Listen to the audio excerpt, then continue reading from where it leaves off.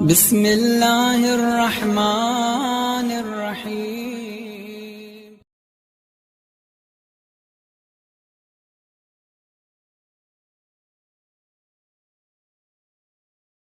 دعا ضرور کرو۔ دعا جب کرو تو اس کا طریقہ کیا ہے؟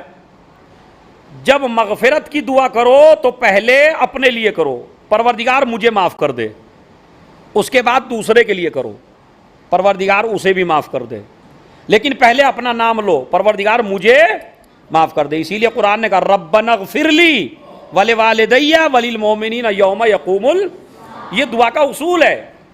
پہلے گناہوں کی معافی اپنے لیے مانگو، دوسرے کے لیے نہیں، یعنی پہلے اپنے کو گناہگار سمجھو، بعد میں دوسرے کو گناہگار سمجھنا۔ لیکن جب مال مانگنا ہو، اولاد مانگنی ہو، جاب مانگنی ہو، بچے مانگنے ہو، رزق مانگنا ہو، یا اچھی تعلیم مانگنی ہو، یا اچھا اقتصاد مانگنا ہو، تو پہلے دوسرے کے لیے مانگو، بعد میں اپنے لیے مانگو۔ یہ دعا کا اصول ہے۔ اور دعا قبول ہونے کا بہترین نسخہ چھٹے امام نے فرمایا، صادق آل محمد،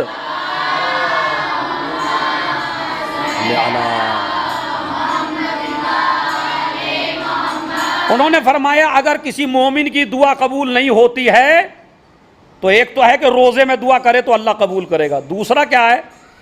3 دفعہ درود پہلے پڑھے، 3 دفعہ درود بعد میں پڑھے، بیچ میں بریکٹ میں اپنی حاجت رکھ دے، یعنی بیچ میں اپنی حاجت بیان کرے۔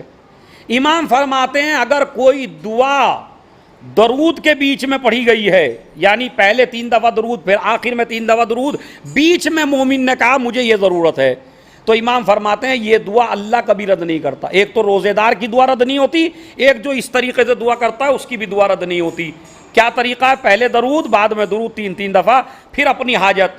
اللہ کہتا ہے فرشتے سے تم نے پہلا حصہ بھی قبول کر لیا اس کا، کیونکہ صلوات کو قبول کرے گا فرشتہ، اور آخری حصہ بھی اس کا قبول کر لیا، تو پھر مجھے شرم آتی ہے بیچ کا حصہ چھوڑتے ہوئے، یعنی تم تینوں حصے قبول کر لو، پہلا بھی، درمیان کا بھی اور آخر کا بھی۔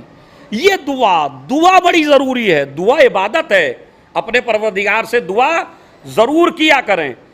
رسول نے فرمایا لا ترد دعوتہم ثلاث لا ترد دعوتہم، 3 آدمی ایسے ہیں جن کی دعا اللہ کبھی رد نہیں کرتا، کبھی بھی، سب کی کر سکتا ہے مگر 3 آدمیوں کی دعا کبھی رد نہیں کرتا۔ پہلے آدمی الصائم حتی یفطر، ایک تو وہ روزے دار جب افطار کر رہا ہو، جب روزے دار کھانا سامنے رکھ کے روزہ افطار کرنا چاہتا ہے تو اللہ کہتا ہے، رسول کہتے ہیں، امام کہتے ہیں دعا کر، کھانے سے پہلے دعا کر، اس لیے کہ تو اللہ کا مہمان ہے، اللہ تیری دعا قبول کرے گا۔ تو ایک تو روزہ دار جو افطار کے وقت دعا کرے وہ اللہ کبھی رد نہیں کرتا، کبھی بھی۔ روزے کی حالت میں پورا دن روزے سے رہا، اب افطار کرنے کے لیے بیٹھا تو افطار کرنے سے پہلے جو دعا کرے گا اللہ اس کو کبھی رد نہیں کرے گا۔ ایک آدمی یہ ہے۔ دوسرا آدمی الامام العادل، امام عادل کی دعا اللہ کبھی رد نہیں کرتا۔ تیسرا آدمی دعوت المظلوم، مظلوم کی دعا۔ اب مظلوم کوئی بھی ہو، ہندو ہو، کافر ہو، مسلمان ہو، کوئی بھی ہو، سکھ ہو، عیسائی ہو، خالی مظلوم ہو، اللہ ظالم کی دعا قبول نہیں کرتا، مگر اللہ مظلوم کی دعا کبھی رد نہیں کرتا۔ تو روزہ دار جب افطار کرتا ہے تو اللہ اس کی دعا کبھی رد نہیں کرتا، بلکہ نبی نے فرمایا جب روزہ دار روزہ افطار کرنے کے لیے بیٹھتا ہے تو یہ سب سے بہترین وقت ہے دعا کی قبولیت کا، اللہ اس کی دعا کو کبھی رد نہیں کرتا۔ اللہ کہتا ہے اس وقت دعا کر، میں تیری دعا سن رہا ہوں، میں تیری دعا قبول کروں گا۔ لہذا روزے کے وقت خصوصاً جب آپ کے سامنے روزے کا سامان رکھا ہوا ہو تو آپ دعا اس وقت ضرور فرمائیں، یہ دعا کبھی رد نہیں ہوتی۔ بعض روایت میں نبی فرماتے کہ ضرور قبول ہونی ہے روزے دار کی دعا افطار کے وقت۔ فرض کریں جو میں نے دعا کی وہ مجھے دنیا میں نہیں ملا، تو رسول نے اس کا بھی جواب دیا، دعا ضرور قبول ہوتی ہے، چاہے اللہ یہیں قبول کر دے یا چاہے اس دعا کے بدلے میں جنت میں کوئی بہترین چیز تمہارے لیے مہیا کر دے، مگر دعا کبھی رد نہیں ہوتی ہے۔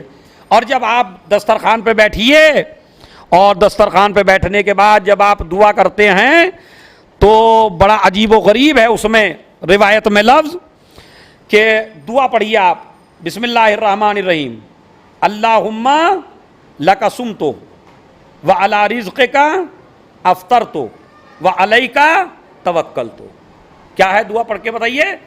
اللہم لک صمت وعلی رزقک افطرت وعلیک توکلت۔ نبی فرماتے ہیں، معصوم فرماتے ہیں، ائمہ نے فرمایا، احادیث میں ہے کہ اگر مومن یہ دعا پڑھے تو اللہ جتنے سارے روزدار ہیں دنیا میں جتنا سب کو ثواب دیتا ہے اتنا ہی ثواب اس دعا کو پڑھنے والے کو ملتا ہے۔ خالی یہ چھوٹی سی دعا،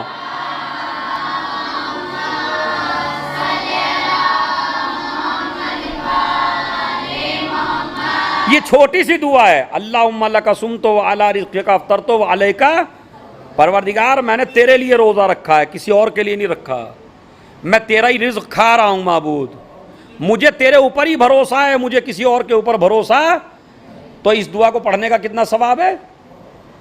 جتنا سارے روزے داروں کو ثواب ملے گا اتنا ہی اس آدمی کو بھی ثواب ملے گا یہ دعا پڑھنے کے بعد۔ اس کے بعد امام علی نے فرمایا، اللہم صلی علی محمد و آل محمد،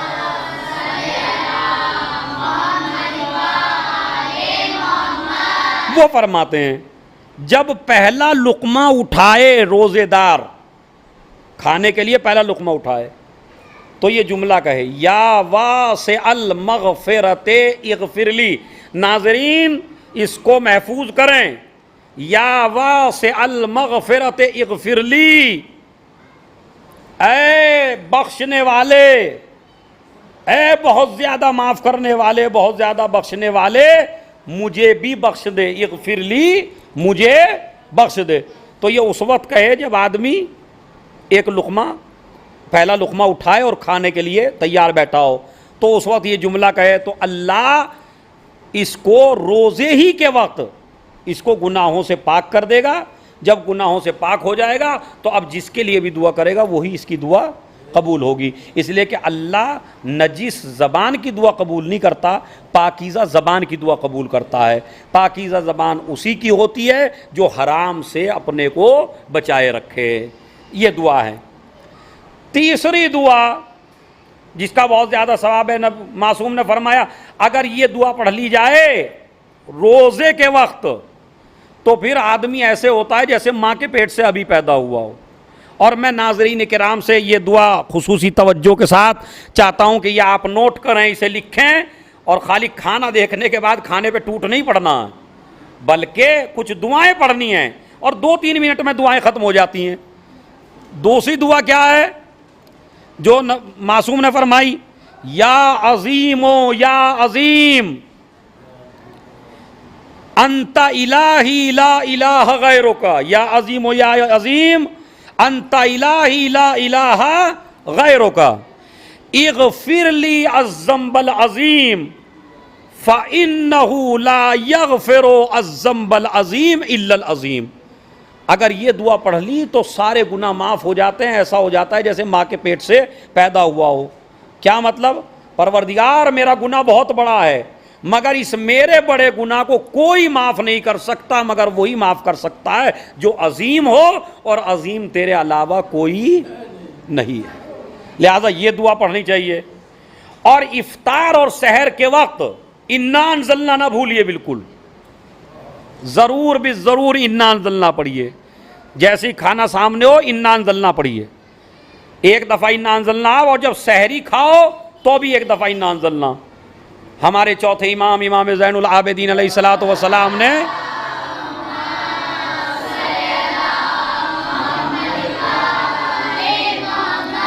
ارشاد فرمایا کہ جو انسان افطار اور سحر کے وقت انا انزلنا ایک مرتبہ پڑھ لے تو اللہ اس انا انزلنا کا ثواب یہ دیتا ہے کل متشہت بدمہ فی سبیل اللہ، کہ جیسے کہ راہ خدا میں شہید ہو کے اپنے خون میں لت پت ہو گیا ہو، یعنی راہ خدا میں قتل کر دیا جائے اور اپنے خون میں لت پت ہو جائے، تو جتنا ثواب اس انسان کو ملے گا جو اللہ کی راہ میں قتل کر دیا گیا، اتنا ہی ثواب ایک مرتبہ انا انزلنا پڑھنے والے کو ملے گا۔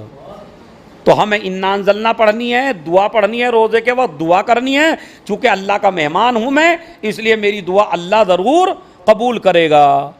اور اس کے بعد انا انزلنا پڑھ لیا، انا انزلنا کا زیادہ ثواب اس لیے بھی ہے، یہ بھی آپ کو بتاتا ہوں میں، انا انزلنا کا سب سے زیادہ ثواب کیوں ہے؟ اس لیے کہ انا انزلنا کے دو حصے ہیں، ایک حصہ شروع کا اور ایک حصہ آخر کا۔ اس کا پہلا حصہ مخصوص ہے جناب زہرا سلام اللہ علیہا سے، اللہم صلی علی محمد و آل محمد، اور اس کا آخری حصہ مخصوص ہے ان کے پوتے امام زمانہ عجل اللہ تعالی فرجہ شریف سے۔